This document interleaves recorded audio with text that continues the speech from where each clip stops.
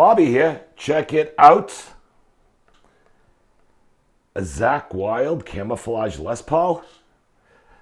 It's a Gibson. I suppose maybe on camera it looks real, but there's a lot of differences between this and a real Les Paul as far as just appointments go. Right off the bat, it's not as heavy as it's good weight, but I got a classic custom right here. It's not as heavy as this guitar. It looks cool. You got the maple fretboard, and I'm not sure if that would be pearl for the blocks, the inlay blocks, but it looks nice. Right off the bat, with the Tune-o-matic, to adjust the intonation, the screws are on the inside, where on a real Gibson or Les Paul, they would be over here on the outside.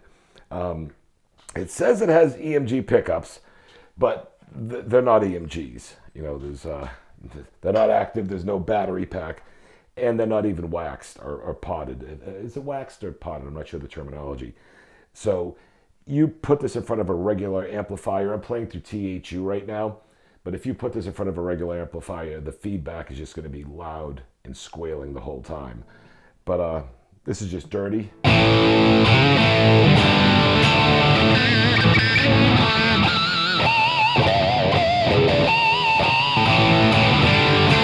As far as the paint job goes, I don't even think it's paint. I think they put some kind of sheet over it, and then they put all the clear on top. It's kind of hard to tell because I'm looking over here. I'll try to get a picture over here where the body and the neck meet, and I just don't think it's paint. I don't know, would it be not a laminate, but there's something that they put on here that it's just not painted, because that would probably take just a while just to put the Bullseye together. But it looks cool. Couple of things. Toggle switch is really short, where the Gibson one is a little bit bigger, a little bit stronger. And the fretboard is maple. I saw a lot of pictures, of Les Pauls in the 70s that had maple fretboards, and I think they look really cool. I'd love to see, a legit black custom Les Paul with a maple fretboard. I think it would be cool. I'm not sure why they don't do a maple fretboard. The frets on here are rather low compared to the frets on here. These are a little bit higher. And the neck, this is a really big neck. It seems that a lot of the Chinese import guitars have really big, chunky necks. This is not even like a 50s Les Paul. I know like the classic is like a 60 slim tapered, they call it. But this is just, it's really big. It's not unplayable, it just feels a lot different.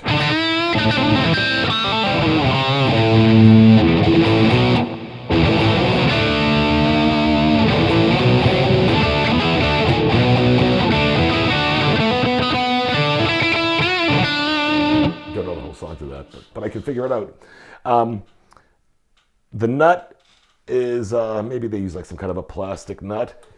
And when you kind of look at the diamond, you can see here, the diamond's a little bit smaller.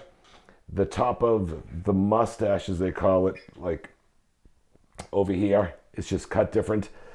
I do think that the headstock is a little bit wider. And let's see how it looks over here on the slant. See, I can't see on here where the two pieces of wood, if they had put, a two-piece neck as far as the Les Pauls go. I'm not sure if they have like two pieces where then they glue it together, what they probably do, but I don't see over here. But you can see over here, it's right about here. And then the back, if you can see, I'll try to put a picture up, and that's where, the two pieces of wood are put together. But let's see about the angle of the headstock. And then the back of the headstock has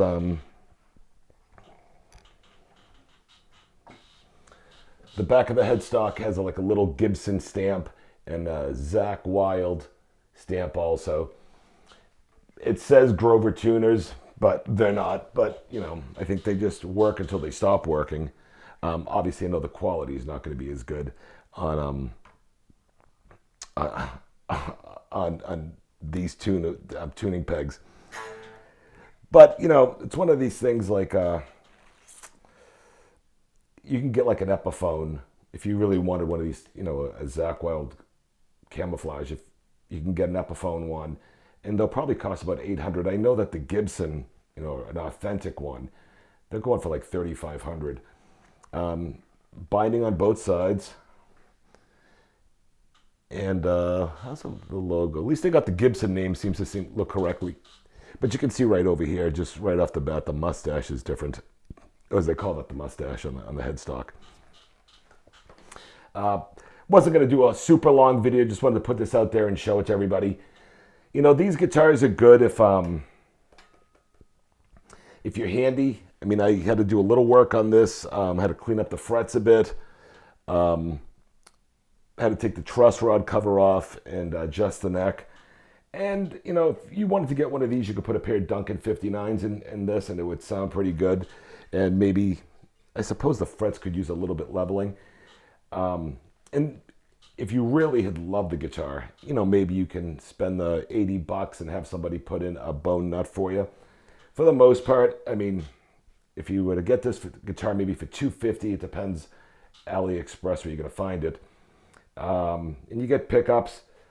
Maybe altogether you could put something decent together for maybe $450, $500. You know, that's pickups and labor. Let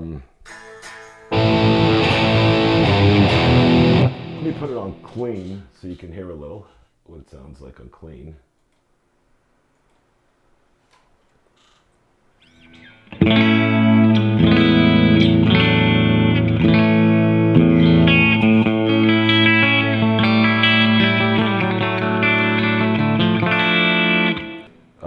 That was the bridge and neck.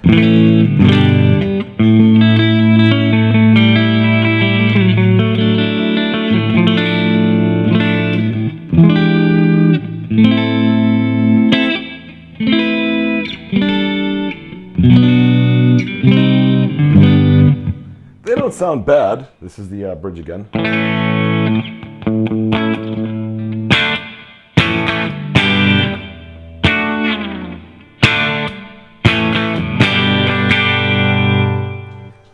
It's not bad. Let me do a couple of sounds of this compared to that.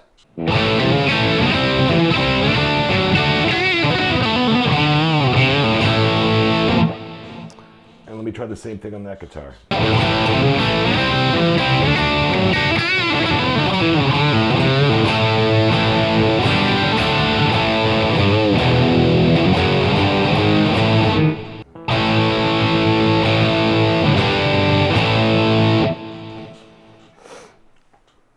All in all, you know, I like to say buyer beware. If you want to spend $250 and you're pretty handy and you can kind of do things yourself, this is not a bad guitar to get. Listen, the quality is not going to be anything like if you're getting a real Les Paul. He's a bit like, to me, this is like a tank almost. But it's fun to have. It looks kind of cool. And that's about it. You know, you can definitely see, you know, when you're looking at this diamond, you realize when you look at that, how just off it is. But they're fun to have.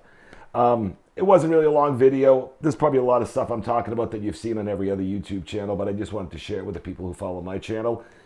And if you have any questions, leave a comment below, email me. Just want to say thank you to everybody who leaves comments and drops me an email on questions they have. And for watching the video and subscribing to the channel. And I'll see you soon. Thank you.